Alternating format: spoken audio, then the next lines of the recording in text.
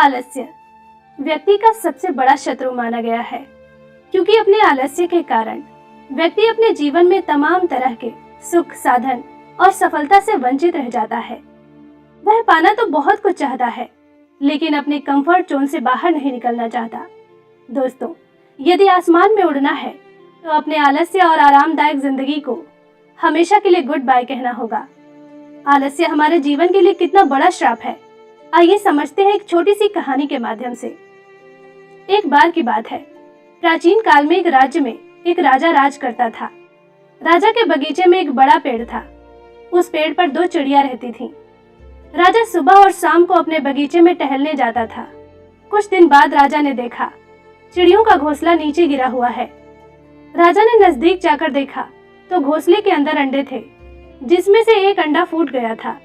उसमें 4 अंडे थे और उसमें से एक चिड़िया का बच्चा बाहर आ गया है और वह बिल्कुल ठीक है। राजा ने सिपाहियों से कहकर घोंसलों को वापस पेड़ पर रखवा दिया।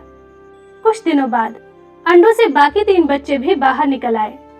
उन बच्चों की माँ उन्हें दाना और कीड़े मकोड़े लाकर खिलाती थी और कुछ दिन बाद बच्चे बड़े हो गए और अब उनका समय उड़ान भरने की आई। अगली सुबह चिड़ियों के बच्चे अपने पंख फड़फड़ाते हुए उड़ने की कोशिश करने लगे। वे थोड़ी दूर उड़ते और फिर वापस आ जाते। ये दृश्य राजा देख रहा था। उसमें से पहली चिड़िया शांत बैठी हुई बाकी चिड़ियों को उड़ते हुए देख रही थी। वह स्वयं उड़ने की कोशिश नहीं कर रही थी। इन चिड़ियों के माँ और पिता उसके पास जाकर चोंच से धक्का देकर उसे उड़ाने की कोशिश कर रहे थे, लेकिन वह उड़ती नहीं, थोड़ा सा और खिसक कर बैठ जाती। अगले दिन सभी चिड़िया भोजन के लिए चले गए, लेकिन वह तब भी वहीं बैठी रह गई। राजा ने देखा कि चिड़िया अकेले बैठी हुई है। राजा को आश्चर्य हुआ, यह पक्षी उड़ क्यों नहीं रही? ऐसे कब तक इसकी माँ इसे दाना खिलाएगी? राजा ने सिपाहियों से कहा, जाओ पेड़ पर चढ़कर उसे उड़ाओ। एक सिपाही पेड़ पर जाकर उसे उड़ाने की कोशिश करने लगा, लेकिन वह चिड़िया एक डाल से दूसरे डाल पर भाग जाती, लेकिन वह पेड़ छोड़कर नहीं जाती। राजा ने सिपाही को नीचे उतरने को कहा और आदेश दिया, जाओ नगर में जाकर सबको सूचित कर दो कि जो भी इस पक्षी को बिना नुकसान पहुंचाए इस पेड़ से उड़ाएगा उसे पुरस्कार दिया जाएगा। सैनिक ने पूरे नगर में जाकर सबको सूचित किया। अगले दिन बाकी चिड़िया फिर भोजन जुटाने के लिए निकली और वह चिड़िया वहीं बैठी रही। कुछ देर बाद राजा के बगीचे में भीड़ जमा हो गई। वह सब लोग तैयार थे। एक एक करके सभी ने उसे उड़ाने की कोशिश की। कोई पेड़ की डाली को हिलाता तो कोई उसे पकड़कर हवा में छोड़ देता, लेकिन वह वापस पेड़ पर आकर बैठ जाती। अंत में सभी हार कर चले जाते हैं और राजा भी महल चला जाता है। शाम को एक आदमी महल में आता है राजा से मिलने। वह कहता है, महाराज, मैंने सुना है कि किसी पक्षी को उड़ाने पर आप पुरस्कार देने के ऐलान किए हैं। राजा ने कहा, हाँ, लेकिन कोई भी नहीं उड़ा सका। अब तुम क्या कर लोगे? उस आदमी ने कहा, महाराज, मैं बाहर गया हुआ था, मुझे खबर कुछ देर पहले मिली, नहीं तो मैं सुबह ही इस काम को निपटा लेता। उस आदमी ने कहा, चिंता मत कीजिए, यह सुबह अपने साथियों के साथ उड़कर जाएगी। मैं सुबह इसे उड़ा दूंगा। मैं आज रात यहीं रुकता हूँ।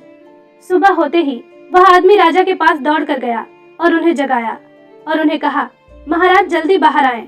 वह देखिए, बाकी चिड़ियों के साथ वह पहली चिड़िया भी उड़ के जा रही है। राजा खुश हो गया, लेकिन जब पेड़ की तरफ देखा तो पेड़ की डालियां कटी हुई थीं। राजा ने पूछा, तुमने बिना आज्ञा लिए उस पेड़ की डालियां क्यों काट दी? उस आदमी ने कहा, महाराज, उस चिड़िया को उड़ाने के लिए पेड़ की सभी डालियां काटना जरूरी था, क्योंकि वह चिड़िया अपनी आरामदायक स्थिति में ही रहना चाहती थी।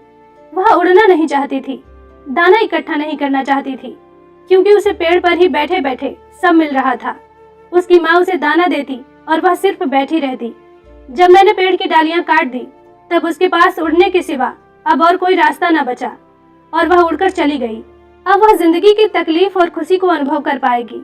राजा ने उसकी सोच की तारीफ की और उसे पुरस्कृत कर घर भेज दिया। दोस्तों, हमारे जीवन में भी ऐसा कई बार होता है। हम अपने आप को आरामदायक स्थिति में ही रखते हैं। जब तक हमारे ऊपर कोई संकट नहीं आ जाता, तब तक नया कुछ करने की सोचते ही नहीं।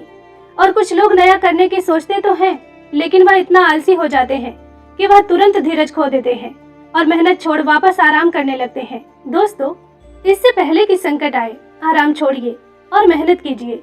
उस चिड़िया की तरह डाली कटने का इंतजार न करें, उससे पहले उड़ना सीख जाएं।